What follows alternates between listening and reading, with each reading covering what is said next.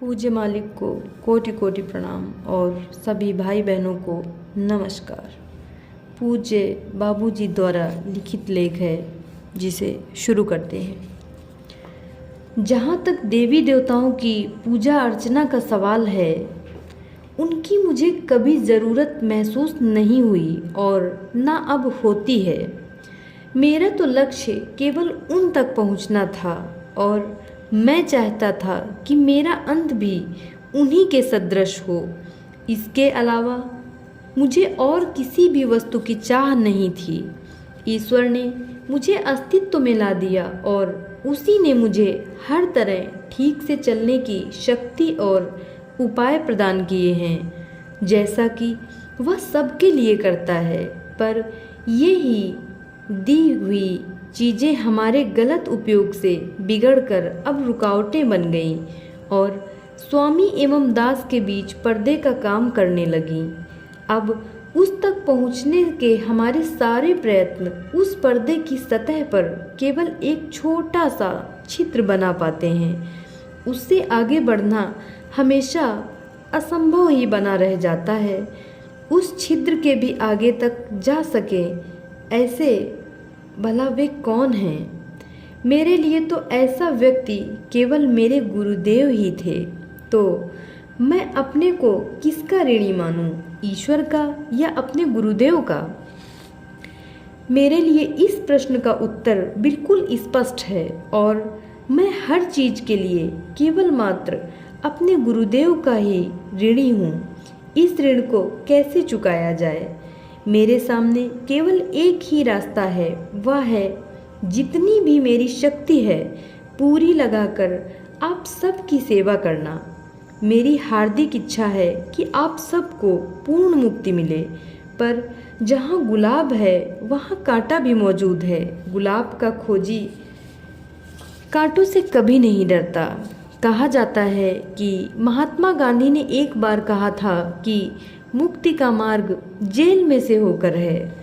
मैंने भी एक बार अपने गुरुदेव को एक पत्र में ऐसे ही विचार व्यक्त किए थे कि आध्यात्मिक का मार्ग पथरीली भूमि का बना है और कटीली झाड़ियों में से गुजरता है।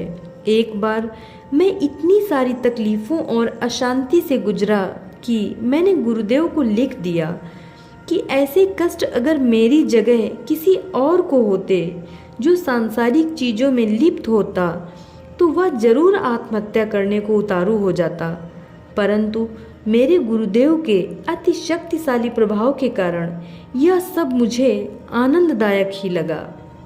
मैंने गरीबी की ज़िंदगी चुनी और केवल नमक रोटी ही पाने का विचार मुझे बहुत अच्छा लगता था। मेरे लिए यह अफसोस की बात है कि आज तक मुझे कोई ऐसा नहीं मिला जो ऐसी हालत की शिक्षा मुझसे ले।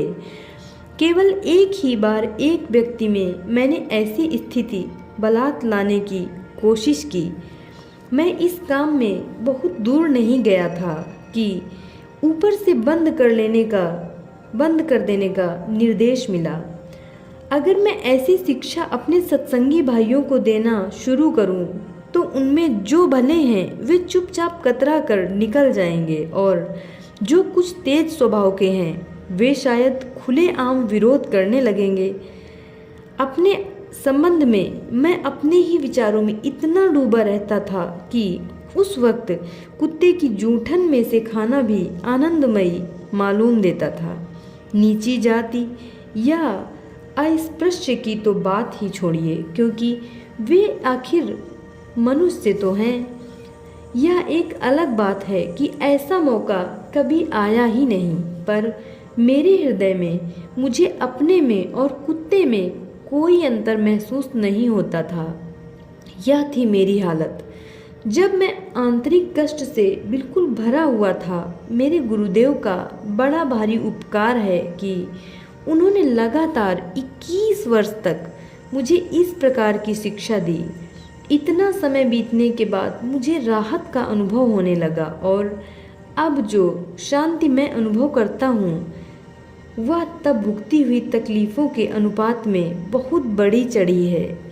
इसके अलावा उस समय मुझ पर पिताजी की कड़ी निगरानी बनी रहती थी। उन्हें मेरे आध्यात्मिक झुकाव की गंध मिल जाने से यह डर हो गया था कि कहीं मैं घर संसार छोड़कर जंगल में रहने न चला जाऊं। इस कारण मुझ पर कड़े प्रतिबंध लगा दिए गए और मुझे अपने गुरुदेव से मिलने जाने की भी आज्ञा नहीं दी जाती थी।